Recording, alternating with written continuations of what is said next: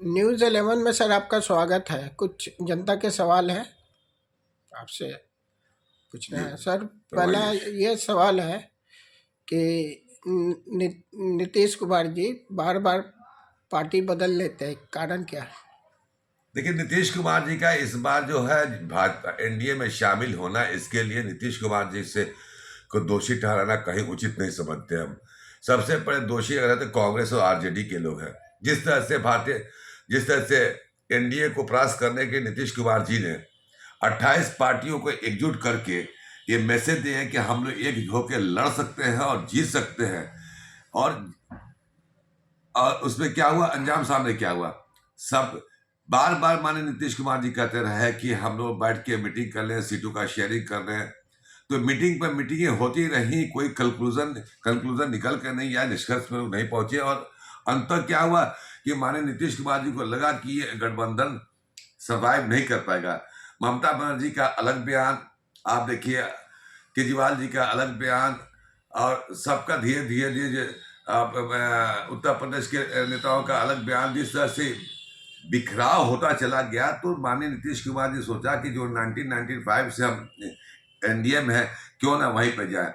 तो मैं कसूरवार नीतीश जी को नहीं मानता हूँ। सबसे बड़ी बात है कि कोई आदमी अपने स्वाभिमान से खिलवाड़ नहीं करता। और ये स्वाभिमान की बात थी, नीतीश कुमार जी को आइसोलेशन में डाल दिया गया था। जो 28 पार्टियों को एकजुट करने के बावजूद उनकी उनकी अहमियत कुछ नजर नहीं आ रही थी। तो सारे कार्यकर्ताओं, नेताओं और पार्टी के सीनियर पदाधिकारियों ने यह फैसला लिया, और सारे विधायकों ने, कि नहीं, हम जहां थे वहीं जाएं। और उधर एक बात सामने आ रही थी कि जिस तरह से जदयू के नेताओं को के साथ आरजेडी के लोग संपर्क में हैं और जदयू को तोड़ने की साजिश रची जाती है, ये भी एक कहीं ना कहीं कारण बना जो नीतीश कुमार जी ने एनडीए का दामन थामा और महागठबंधन को छोड़ा। अभी कुछ दिन पहले सर झारखंड में ईडी का रेड पड़ा था, उसमें सीएम साहब को गिरफ्तार किया गया था। अभी विपक्षी पार्टी बोल रही है कि ये ईडी के डर डर से भाजपा से हाथ मिलाए। नहीं, सवाल ही नहीं। नीतीश कुमार जी तो कल भी इसके पहले भी थे। ईडी का जो सवाल था, तो ईडी पहले करा लेते। जब 17 महीने के बाद इनको ईडी याद आएगा, उसी दौरान नीतीश कुमार जी बेदाग नेता हैं, जिनपे कोई भी करप्शन का आरोप लगाने से पहले 100 बार सोचेगा। आज जो इसके पास ना कोई वो वंशवाद और परिवारवाद के चक्कर में रहते हैं, कभी उनके साथ नहीं, ना ये धन के लालची में। वो हमेशा कहते हैं कि कफन में पॉकेट नहीं होता है। जो आदमी इस तरह की सोच रखता हो, उसे ईडी का क्या डर, या इनकम टैक्स का क्या डर, उसे कोई डर नहीं है। ये सब विपक्ष के लोग अपने अपने तरीके से छवि को धूमिल करने के लिए और एक इस तरह की बातें करते हैं। जिस तरह बिहार में माहौल है कि नीतीश जी बार बार विपक्षी पार्टियाँ आरोप लगाती है कि नीतीश जी बार बार पार्टी चेंज करते हैं, जिससे समाज में गलत मैसेज आता है। तो आप अपने पार्टी को किस तरह समाज में लेके जाएंगे ताकि उन पे जो छवि है वो हट जाए? देखिए, सबसे बड़ी बात जहां छवि की बात है, बार बार पार्टी बदलने की बात, नीतीश कुमार जी ने कहा कि मैं किसी का परवाह नहीं, बिहार के हित में, बिहार के विकास के लिए, बिहार जो तरक्की कर रहा है उसको और आगे ले जाने के लिए जो कुछ भी करना पड़ेगा हम करेंगे। मुझे ऐसा लगता है कि इस गठबंधन में आने के बाद से बहुत सारी योजनाएं हैं जो बिहार के हित में है, बिहार की तरक्की के लिए, उसमें रुकावट पैदा नहीं होगी। और केंद्र सरकार, माननीय नरेंद्र मोदी जी देश के प्रधानमंत्री हैं, बिहार को पैकेज मिलेगा, बिहार को विशेष राज्य का दर्जा हम शुरू से मांग कर रहे हैं। तो हमें फाइनेंस का प्रॉब्लम नहीं होगा, बिहार तरक्की करेगा। आज देखिए, आप मुजफ्फरपुर से आए हैं, पटना पहुंचे हैं, आज से 10 साल 15 साल पहले उठा के देखिए, आने में कितना, 1 घंटा 100 घंटा में आ गए। सड़कें बनी हैं, पुल पुलिया लाखों बने हैं, रोजगार मुहैया हो रहा है। फिर उसके बाद से देखिए हॉस्पिटल की सुविधा हो रही है, लॉ एंड ऑर्डर की बात कर रहे हैं। सब कुछ देखा जाए तो बिहार तरक्की कर रहा, तरक्की और मजीद ये तरक्की का सिलसिला और आगे बढ़ता रहे। मैं समझता हूं कि ये गठबंधन जो है एनडीए में वापस आना है, बिहार के हित में अच्छा है। इन्हीं कारणों की वजह से हमारे नीतीश कुमार जी ने एनडीए का दामन थामा। हम इसी को लेके जाएंगे कि हमने विकास किया, हमने कुछ किया है तो मुझे वोट दीजिए। बिहार के अवाम, 13 करोड़ अवाम को अपने काम से मतलब है कि बिहार में काम हो रहा है कि नहीं हो रहा, बिहार तरक्की कर रहा है कि नहीं कर रहा। अगर तरक्की नहीं करेगा, कर रहा है, तो मुझे वोट मत दीजिएगा। अगर उनके सीने पे हाथ रख के देखिए कि आज बिहार आगे बढ़ रहा कि नहीं बढ़ा, या बढ़ा है कि नहीं, 17 साल में कितना बढ़ा है, हमें यकीन नहीं बिहार के अवाम जो है नीतीश कुमार जी के और एनडीए के पक्ष में वोट दे देगी। जिस जिस तरह आरजेडी के साथ मिल करके कई सेक्टर में विकास हुआ है और लगभग 4 लाख नौकरी दिया गया है, जनता चाह रही है कि जो बाकी बची नौकरी देखिए, है हमको मिल जाएगी। आरजेडी का सवाल जहाँ तक राजस्थान, ये सब जो माननीय तत्कालीन शिक्षा मंत्री विजय चौधरी साहब ने भी कहा कि ये तो प्रपोजल पहले से था, और हम लोग ने 10 लाख नहीं 20 लाख की बात की, 10 लाख रोजगार देने की बात है, 10 लाख नौकरी की बात की है। हम लोग उस पर करेंगे। बिहार सरकार युवाओं के को बेरोजगारी से दूर करने के लिए हर तरह की कोशिश कर रही है और कोशिश करती रहेगी। आरजेडी उसका क्रेडिट लेना चाहे ले, अलग बात है, लेकिन अवाम देख रही। इवेंचुअली बिहार के मुख्यमंत्री कौन है? नीतीश कुमार है। नीतीश कुमार जी की बिना सहमति के हो नहीं सकता था, तो बिहार नीतीश कुमार जी ने किया। 2005 से लेकर 2023 तक के बीच की दुनिया इतनी लंबी सफर की गई है। उस सफर में आप देखिए कि क्या उस वक्त एनडीए महागठबंधन था, जो जितना बिहार तरक्की किया तो एनडीए के नेतृत्व में ही तो किया।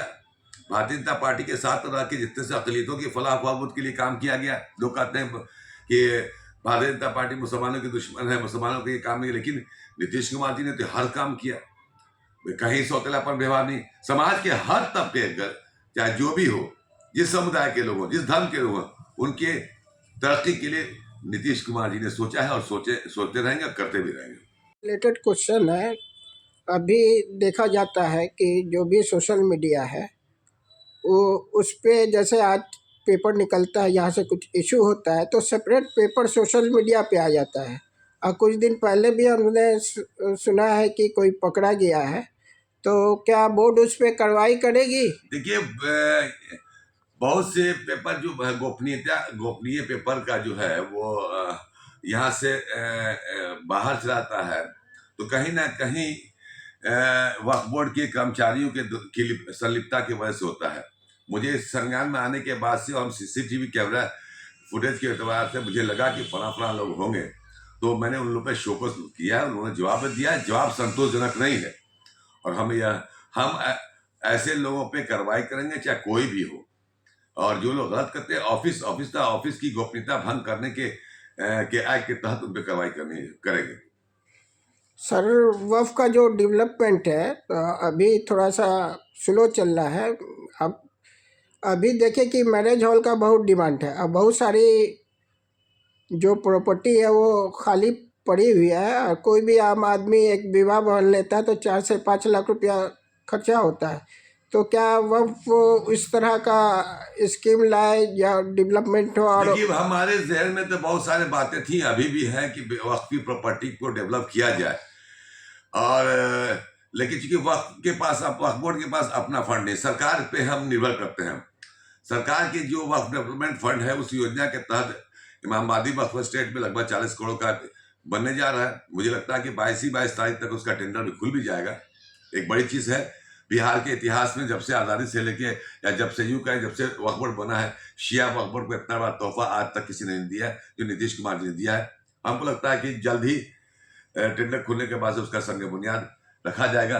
अगरचे अभी क्या इलेक्शन सामने आ रहा है, तो एक तो 40 करोड़ का मिला, फिर हम लोगों ने देखिए आपको हॉस्टल भी बनवाया।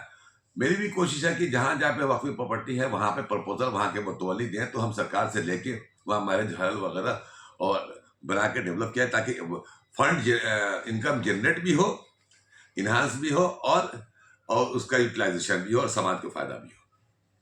सर, जैसा देखा जा रहा है कि वक्फ की बहुत सारी प्रॉपर्टी बिहार में कब्जा पे है, और जो कब्जाधारी हैं वही लोग वक्फ की मुहिम में लगे हुए कि वक्फ बचाओ में, तो इसके बारे में आपका क्या राय है? देखिए, सवाल है कि बहुत सारे लोग हम हैं कि अपने आप को बहुत स्वच्छ, अपने पवित्र मानते हैं, ये बात सही है।